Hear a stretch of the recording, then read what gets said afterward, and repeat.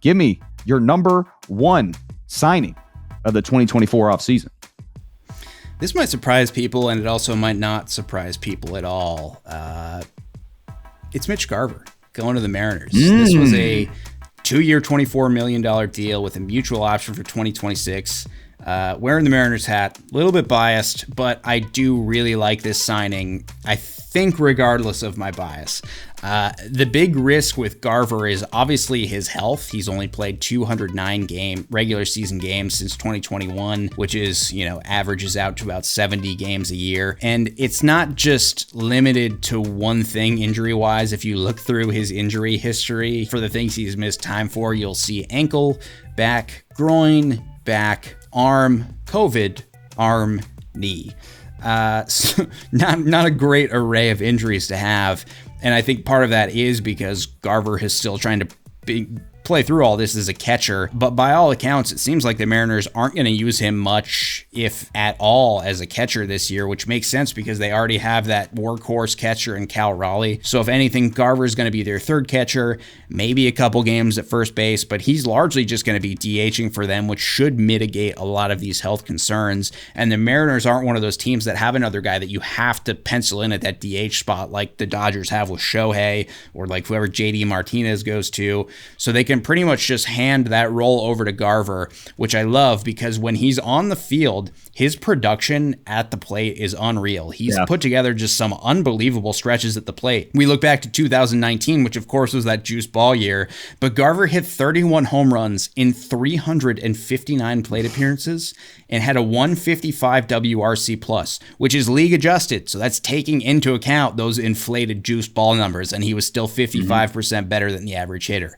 2021, in 207 plate appearances, he had a 137 WRC plus. 2022 was a bit of a lost year for him, but then last year with the Rangers, with around 300 plate appearances, 138 WRC plus, 19 home runs. You know how that story ends. It ends in a World Series. And of course, you love the power that Garver brings, but what really impresses me and why I have him this high up on my signings list is the ability to hit for power with the reduced risk of strikeouts and whiff, which is one of the things I mentioned with Soler. So let's compare Garver to some of the guys that he's potentially replacing on paper in the Mariners lineup, which would be Jared Kelenic, Eugenio Suarez, and Teoscar Hernandez, who were all taking at-bats in the heart of that order last year. Their K rates last year were Kelenic, 31.7%, Gino, 30.8%, Teoscar, 31.8%. Compare that to Garver, 23.8%. Let's compare the isolated power numbers. Kelenic, 167, Gino, 159, Teo, 178, Garver, 230.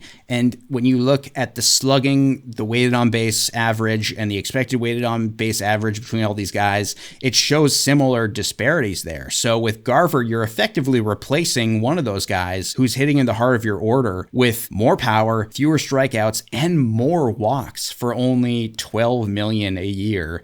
And I know that Seattle has never been the best place for hitters, but I feel like Mitch is adaptable enough to overcome that. And he hit 22 home runs last year, 22 expected home runs in Seattle. And another reason I like this for the Mariners is they're effectively getting a hitting coach out of this deal too, because Mitch is one of those guys that just lives and breathes hitting. So he's going to be an extremely valuable resource and a mentor. So the Mariners went into the offseason with this goal of increasing their power while also cutting down on strikeouts in their lineup without spending more money, which is one of those goals you hear people say, and you're like, well, yeah, of course you'd want to do that, but like how? Who's the guy you're going to do that with? They found him somehow, and I think they have achieved their goal in part by signing Mitch Garver, and I think this is a deal that's going to look really smart by the end of the year.